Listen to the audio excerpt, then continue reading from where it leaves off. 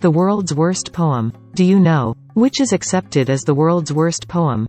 The conventional logic is, the world's worst poems must been written by the world's worst poet. So, who is the world's worst poet? William Topaz McGonagall, March 1825 to the 29th of September 1902. Was a Scottish poet of Irish descent. He was born in Edinburgh. His father was a handloom weaver. And McGonagall entered the same trade. And was good at that too. But he was desperate to earn fame and name in an art field. So he tried to be a stage actor. He appeared on stage many times playing various roles from Shakespeare's plays. His acting was not good. But he was ready to pay to get roles. His acting career did not last long. The turning point in McGonagall's life came in 1877. Due to Industrial Revolution, machinery weaving mills came up, which resulted in a reduced workforce. So weavers like McGonagall had a very hard time to get a job. And in that difficult time, his eldest daughter had shamed the family by giving birth to an illegitimate child.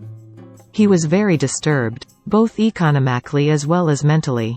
At that moment, McGonagall discovered that he wanted to be a poet.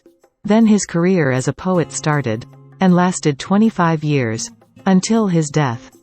McGonagall has been lampooned as the worst poet in British history. Readers had the same opinion about his poems when he started it all. But he was quite confident about his poetic talents. He began traveling and performing across Scotland, reciting his poems in pubs, theatres and public houses. He was oblivious to the general opinion of his poems, even when his audience were pelting him with eggs and vegetables. Once he did a job at a local circus, where he read and performed his poems, while the audience was permitted to pelt him with eggs and potatoes, etc.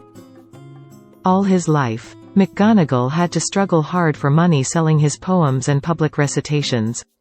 In 1880, he sailed to London to seek his fortune. And in 1887 to New York. In both instances, he returned unsuccessful. He died penniless in 1902, in Edinburgh, and was buried in an unmarked grave in city's Greyfriars Kirkyard. In his poetic career of 25 years, McGonagall wrote over 200 awful poems.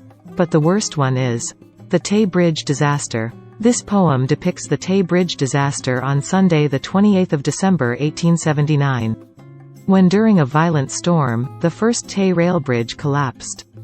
At that time a passenger train was on the bridge. All 75 people on train were killed. So, here is the world's worst poem for you.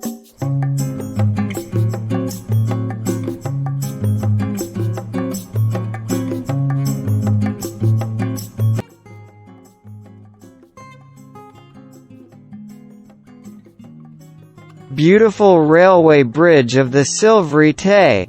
Alas, I am very sorry to say that 90 lives have been taken away on the last Sabbath day of 1879, which will be remembered for a very long time.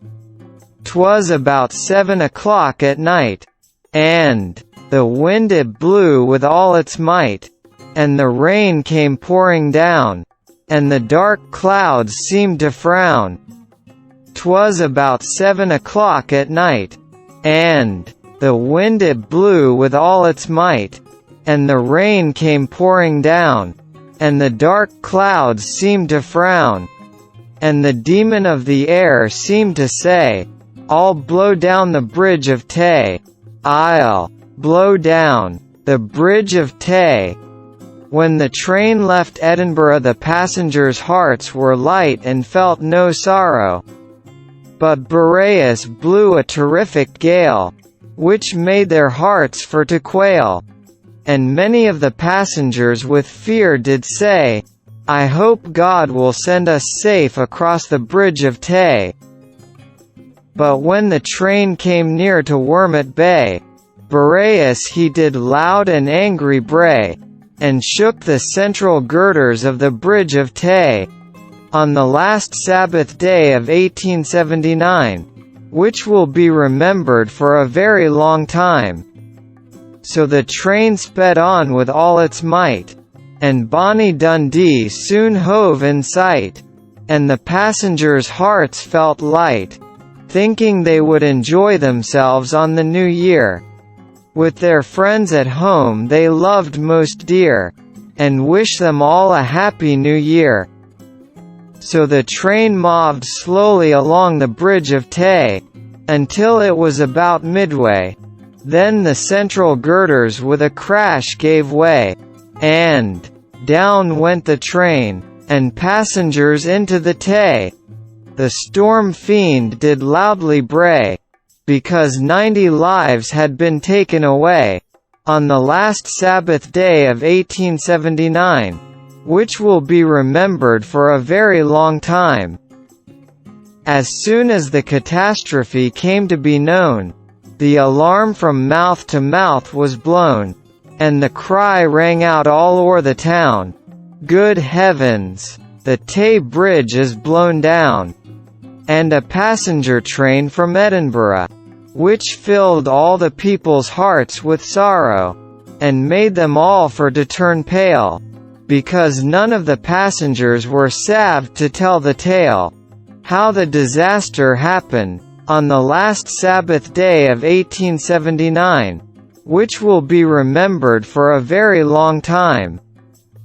It must have been an awful sight, to witness in the dusky moonlight, while the storm fiend did laugh, and angry did bray, along the railway bridge of the silvery TAY. Oh, ill-fated bridge of the silvery TAY!